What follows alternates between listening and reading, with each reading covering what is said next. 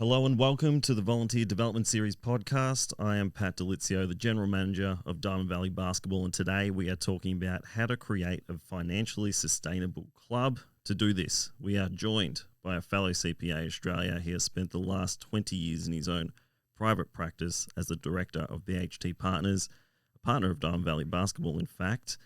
But that's just his professional resume. His basketball resume includes DVBA junior domestic and rep for all of his junior careers, coached at Eltham North Jets for 12 years, assisted and still assists at rep level, and has been a part of the Jets committee and treasurer for over 10 years, just in fact finishing up his tenure last night. Please welcome Jim Tyrell. G'day, Pat. How are you? Really good, mate. Thanks for jumping on, and that's officially the longest intro of this podcast so far. Well done. I think you only got half of it too. Only half of it? Yeah. Well, I mean, I'm not going to spend half of it just going on about your career, mate. All right? You brag about that to everyone as it is. So, I thought I'd do everyone the favour.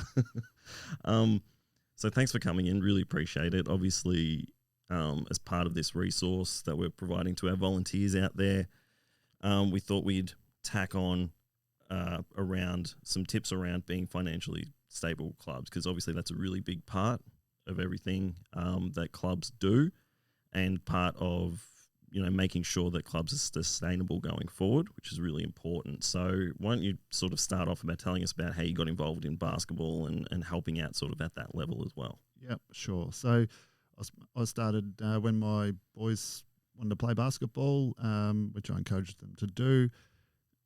So we joined Eltham North Jets, being ex-Diamond Valley, as a junior. So the president there at the time was the current DV president, Stu, and he's very good at talking people into doing jobs, which I was more than happy to do. So I joined the committee, and given my background, and I suppose I asked a few questions at the first meeting, and they said, "You'll be perfect for being treasurer."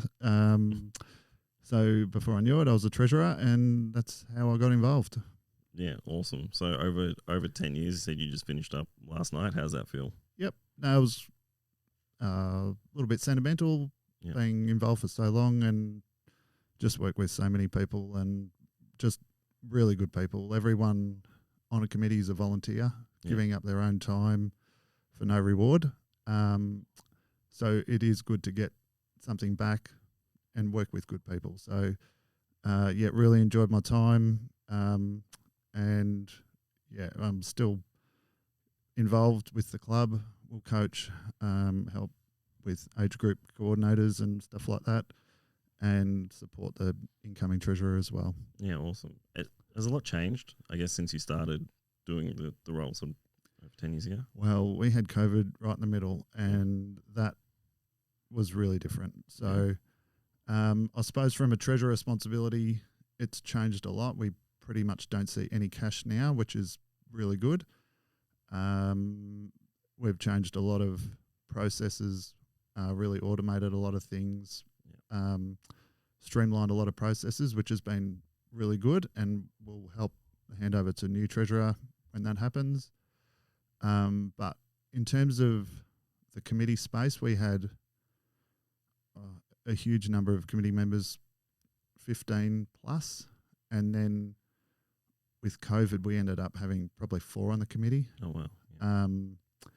Just people would just change priorities, probably reassess things, and then, we really had a massive drop off, and it was left to a few to shoulder do all the work, which we did, kept the club going, and then we've seen a real upturn in the last 12 to 18 months. Of people sort of putting their hand up again to come back on board. Yeah. Yeah. Okay. And that's what's made it easy for me to leave now, because there's people there. So we've seen that change. So just that COVID period was really, really tough. And coming out of it too, not just the actual COVID period, but coming back. Because I guess you're right. I think I've seen that a little bit too. It's a little bit of a delay in finding feet again. But now we're sort of starting to see return to normal. I think our numbers, we dropped 15% out of COVID, and probably we're now probably 15% above where we were pre-COVID. So it's changed. Yeah. It's changed, and it's good.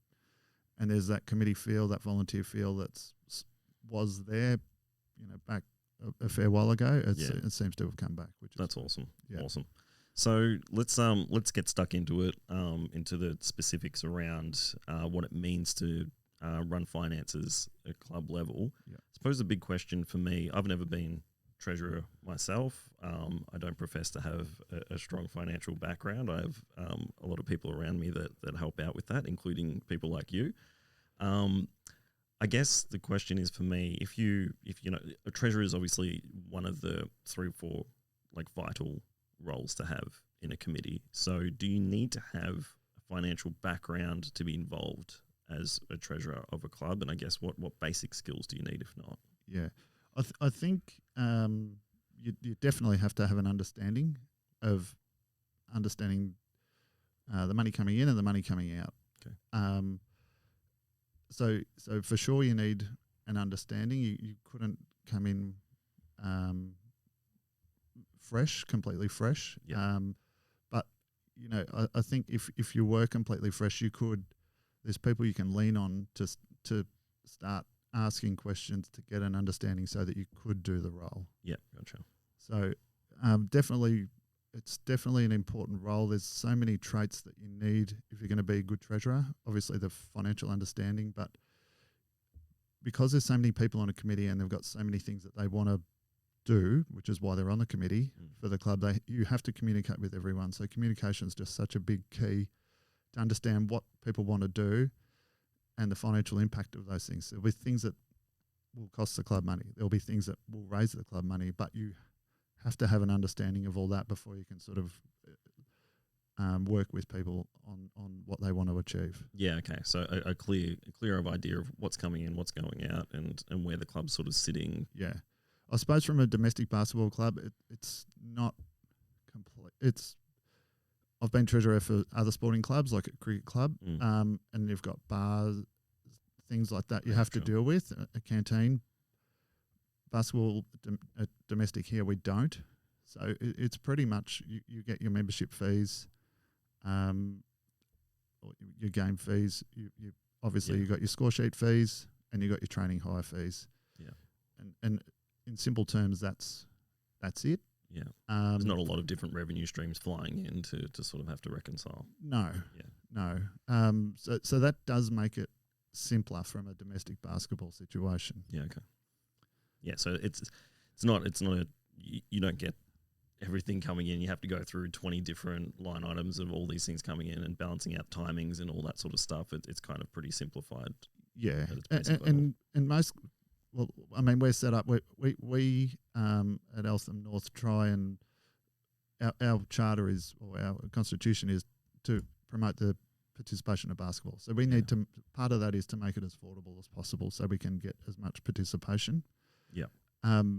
So, you know, when we set our fees, we've really got to consider 2 things. What are our training venues going to increase their fees by? Because they like to increase them. They sure do.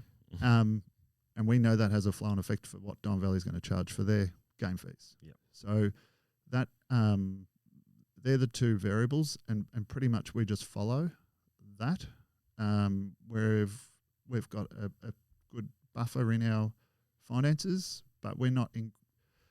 That's our sort of rainy day fund. Yep. We are trying to pretty much break even every year. Yeah. Maybe a small surplus, but to make it affordable as possible.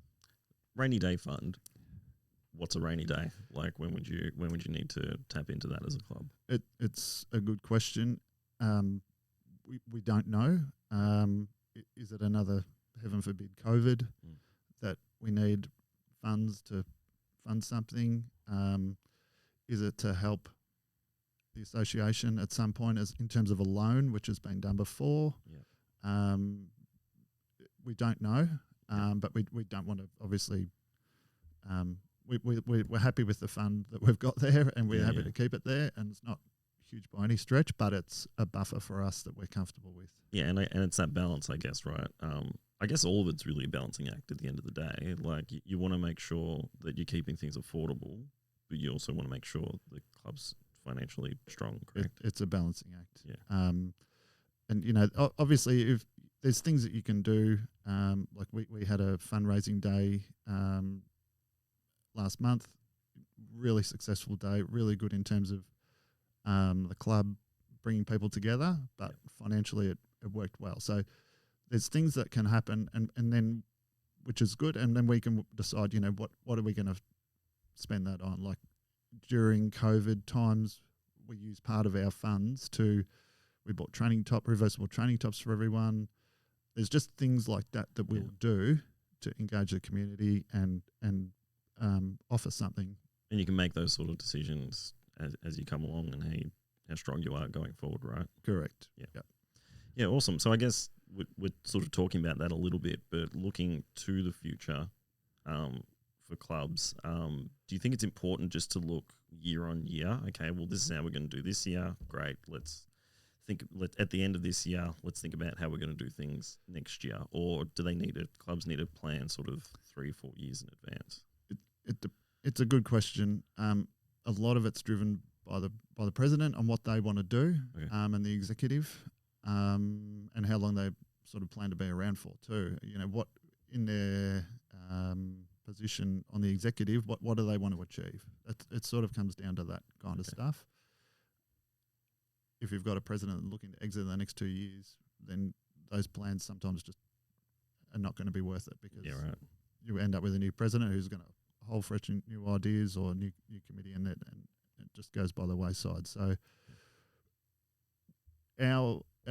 for us, it was about preserving what funds we had. Yep. We didn't want to dip into it, leave the rainy day funds, but making sure we could get as many kids wanting to play as possible, particularly during that COVID period when we saw numbers drop and we knew how important community sport is for the general community out there. Yeah, so any intention to spend your money, I think it's got to be with a purpose, like essentially what you're saying, right? It's got to be whatever the purpose is and whatever the, I guess, strategic plan, or if you don't have a strategic plan, just generally what your aims are as an association flows on to what you're going to spend your money on. Yep, exactly. Yep. Have you got any, I'm sure over the years you've picked up some things that have made it easier for yourself to sort of manage the finances of a club? You got any tips or tricks out there for people maybe stepping into the roles? Yeah, I mean, given that we're volunteers, we're not paid for our time, so it makes sense to use as little as that time as possible, because we've all got our own lives. Sure.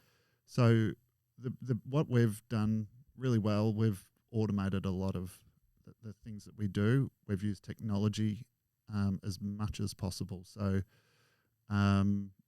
obviously the role of treasurer is highly accountable. So you need a strong audit trail of everything you do, so that you get a question, every answer is there. So we use Microsoft SharePoint, and we've all got our own folders with all our data there, so anyone can access whatever they need to see. We use MYOB, but you can use Xero, which is a software provider, and all that information links in with your bank.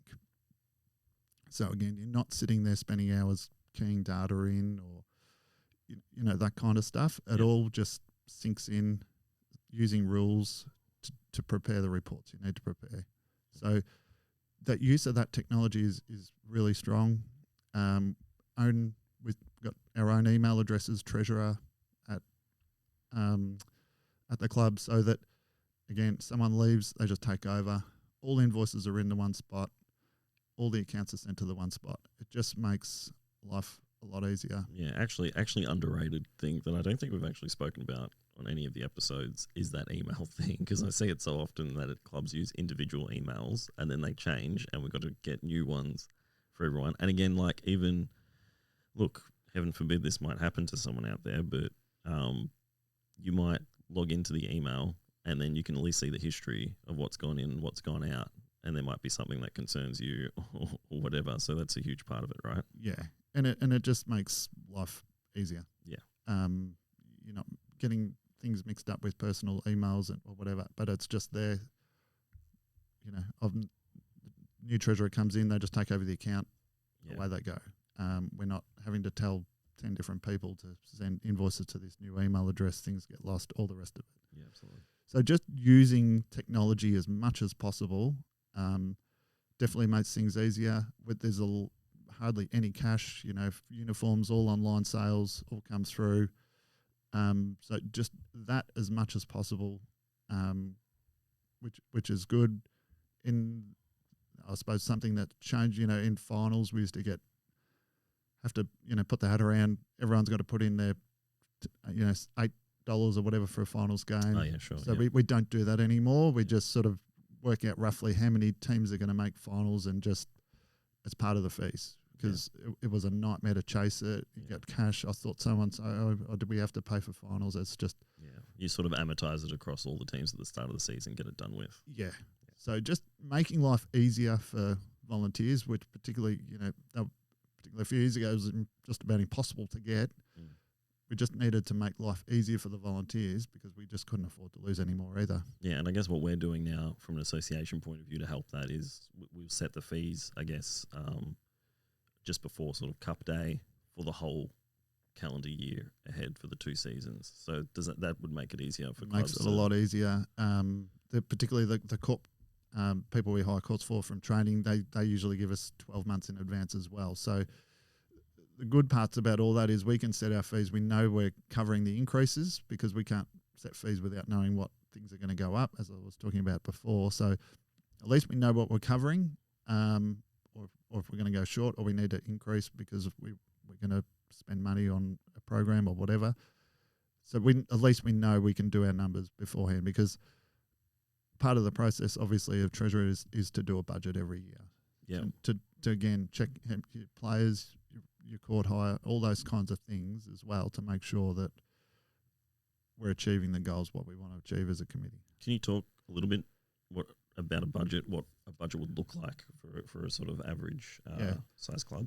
Well, if I'd go back to using MIB, which is who we use, but Xero do the same, and they're the 2 main players out there. By getting your data in from the bank and paying your bills, it all syncs, and you know what your income and expenses are. And at the end of the year, essentially that's the report you've got to present at the AGM to your members. Yep.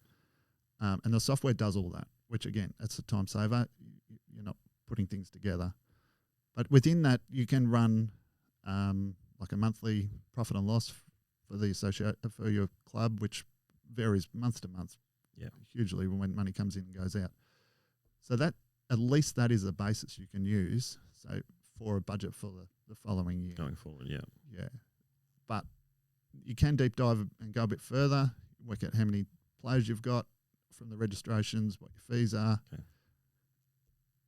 how many courts you do your court hire, you know what you're going to be paying. So you know how many games you're going to play, you know what Don Valley is going to cost. So they're the main things. And then throw in end of year breakups or like training top, like if you wanted to provide training tops or whatever it is. All that kind of stuff. Yeah. We do a program for the sub under 8s, which we get a little bit of money for, but we run that at a loss deliberately. But it feeds through that we know that we're going to get the players coming through the under 8s to keep the club going. Yeah, awesome. So we feed that into it as well. Yeah. So you can. So in terms of budget, you can go high level, or you can at least do the minimum of last year. These are the numbers. We know we're increasing by 5%. We know the court hire is 5%. Don Valley's 5%. Yep. This is what it looks like. At least that is some basis. And I believe that would be the bare minimum you should do. Okay. Deep dive, you can go into the finer detail. Who do you go to that overlooks, I guess, what you're doing? Like, I guess, do you have an external accounting firm that you should partner with, or how does that sort of work? Yeah. So being an incorporated association, so if you're of a certain size, you actually have to either get a review or audit or nothing at all. So I think the cut-off's 250. If your turnover is less than 250, you don't actually have to get any audit or review whatsoever. Okay. Although some clubs may want to do it, just to double check. To double check, best practice, whatever they want to do. Yep. But there's no requirement to do it. There's no requirement to get it reviewed by. Essentially, it's up to the treasurer. But again, if the treasurer is someone without a financial background and wants it reviewed, there's nothing stopping them from engaging someone to do that. Yeah, I mean, it's probably always a good idea to get that second viewpoint, right? Yeah, and look, there's a lot of accountants out there. I'm sure most clubs would have an accountant. Yeah, who would be more than happy to spend an hour with someone just to double check their methodologies right. Yeah. You're always better off asking, right? Like even if you're sure, you're always better off asking to get a second opinion. Even if you're sure, you're better off asking. Yeah, absolutely. You mentioned reporting before, Yep. And you said that at the end of the year report and the budget is something at the AGM. Obviously, the treasurer is supposed to present. Yep. Is there any more detail, any more reports? Like, should they be presenting something at every meeting? Is that the expectation? Every sort of committee meeting that comes up, should they be showing some sort of figures or some, being able to see where things are at? At every committee meeting, there should be the treasurer's report where they just should report on those matters. It doesn't necessarily have to be, here's the profit and loss and balance sheet for this period of time, other than the AGM, but where it's a requirement. But I think that there should be some report given as to whether there's anything coming up or any outliers that are happening in terms of that. In accordance to the budget that was set, or just it can be. It can be just a general. I think it's just dependent on what club wants, what people's understandings are, because a lot of people on committee don't have the understanding, so they probably won't understand or don't want to ask. Sure. But as I say, the role, I'm as transparent as I can be. Being treasurer, all the documents are there, available for anyone to look at. As I say, we have folders that people can see. Yeah. Every invoice that comes in, I save it in SharePoint, bank statements. It's all there. So we don't have a requirement to be audited, but clubs should prepare themselves so that they can be, because you never know who's going to ask questions or whatever, and you want to have all your ducks in a row. Well, there's no danger in it, right? I mean, like, if you're being as transparent as possible, like, even it may just lend someone who's on the committee who's just got a little bit of spare time to look at it and find a hole in something and just go, hey, what's this about? It may not have been something that you thought of or picked up or whatever it is. Like, it's not personal, right? No, it kind of helps. It does. I mean, and it's such an important role, because if you don't have money, you don't have a club. Yeah. You might be able to fumble your way through with lack of coaches or no courts to train or whatever, and you still might be able to play. But if you don't have money, you won't be able to play. Yep, very true. You won't be able to pay those invoices that are very important. So I guess probably one question I had for you, that's something that's probably in the last sort of, 5 years has propped up, and not a lot of clubs are doing it. Certainly at association level has just exploded in the last 10 years in terms of, going from at association level what's typically been voluntary over the years to now having paid staff. Do you see that coming into play for clubs in the future? What are your sort of thoughts around having paid staff at clubs? My personal view is I don't like it. Yeah. Particularly when, I suppose, as a parent now, but when I was a kid, we had parents running, volunteering, giving their time. Yep. And I feel like it's my turn now to do that. Sure. And do it. The problem with paying, there's a few issues. One is obviously it's a cost that has to be passed on. Yep. And ideally there'd be volunteers that would do that to make it affordable, increase the participation. But there's also a number of legal issues as well. Yeah.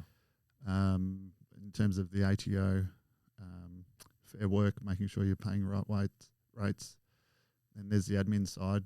You've got single touch payroll. You've got extra ATO reporting. Starts to get complicated.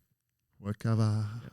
I can keep going. There's just a whole bunch of issues that come out of being, a domestic basketball club that people didn't sign up for. Yeah. So whereas the volunteers,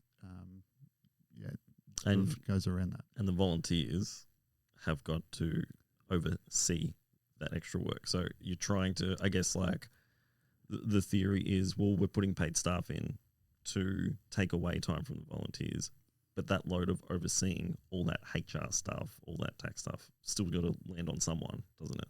It does. Yeah. I mean, in certain instances, and there are exemptions with the tax office if it's a hobby.